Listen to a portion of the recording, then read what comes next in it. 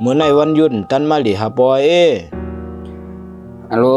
โทรมาให้เต็มเต็มเจิ้วมื้อนี้อังดื้อคือลือใจอินในกาเฮ็ดกันหลายวันนะอังนวลวันนี้อินในกามื้อไหนบ่ร้อยโคตรทุกชักเนอะ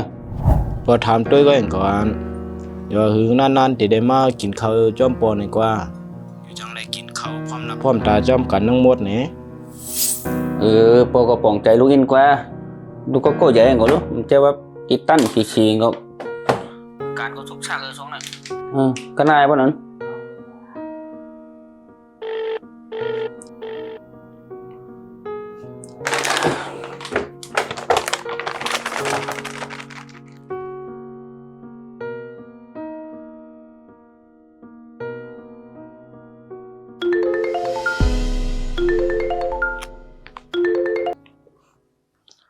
ฮัลโหลค่ะ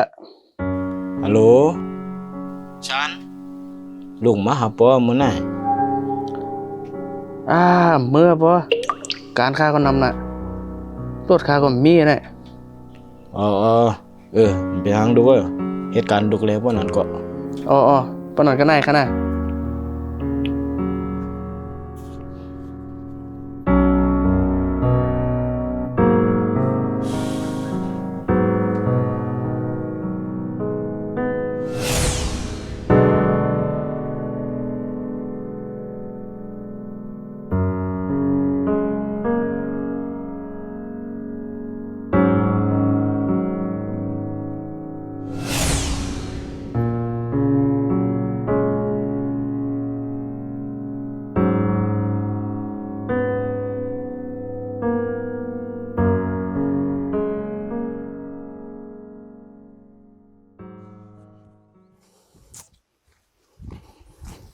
เป็นพวกกล้าอยู่เฮือนนั่นเอง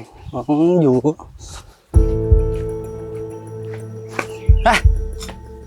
เป็นพวกกล้าจบอะไรกินข้าวไหนมื้อไกลได้พอยแพ้อีน้องบัวมาเป็นพวกกล้าเนี่ยหมดแลนเต้นเนาะโทรหาหลูก็ไปชาร์จแฮงอยู่ไหนโทรกะก็โทรว่าชุกชักขาก็ไอ้หม้อขาก็อย่างจะอยู่เขาก็ใหญ่แต่เพื่อกาเขาก็เป็นลูกปีก็แล้วเพื่อมีพ่อกล้ามลาดเขาที่หูว่ามีพ่อกล้าแทนหน้าเขาก็ว่าใครชุกชักขากูขาเลยไม่จะว่าเขา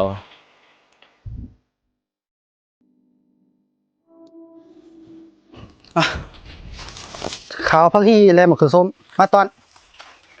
ยิงโจมไหมยิงโจมข้างเมื่อก่อนท่านนะยิงโจมนะ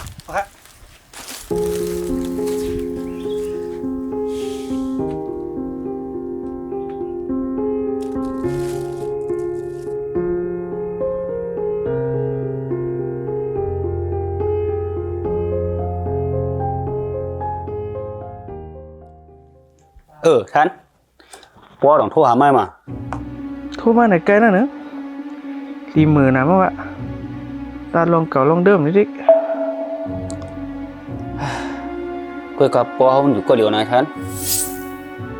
ห้าก็ส่งเงินปันกูเลินโอ้เงินมันเตียนเขาหนึ่งตาอันเขากินเขาพร้อมหน้าพร้อมตากันหลายอยู่ท่าน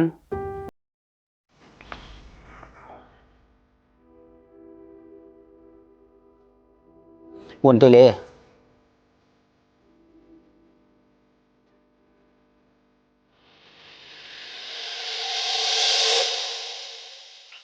ไม่กับสุกุงก่อน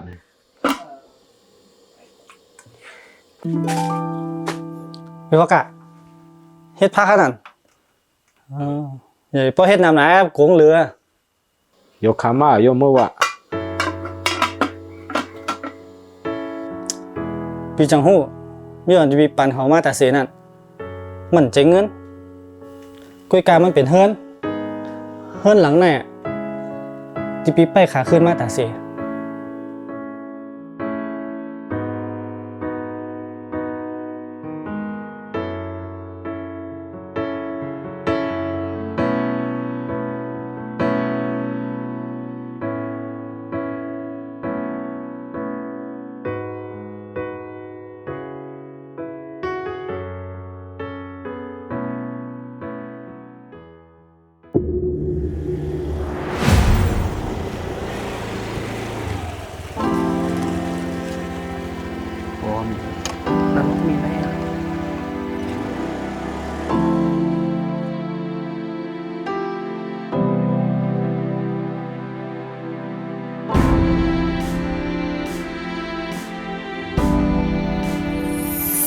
ลูกฉัน ป้อข้ากันต่อละในใกล้ขลัดต่อป้อหอมลีอีดอ่ะ ข้าลืมไปว่าการได้ทุกข์สักก็คือก็เย้าเพราะว่ามีเฮือนหลังในปัญหามามันก่อมป่องรองชังปอย มันเป็นช้างลูกบ่ปองเจอเคยอยู่มากินข้าวก่อนนะเนี่ยข้าวกระปอด้วยเฮ็ดพักเหย้าหน่อยมา พักสามก่อน ปลาเกี่ยวป้อ ให้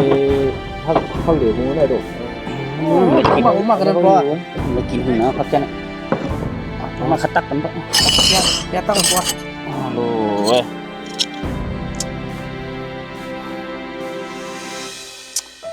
เขาพักตาในแต่อำหลวงมีกาคันสังกล้วยกาได้มานั่งกินข้าวอยู่พร้อมหน้าพร้อมตากัน ก็หวานนายเอา ข้าวมันป้อได้ยิน เอาน้องปะ แกะนะนั่นลีกินข้าวหน่อยดิ มาเลย เออ มานั่งนะ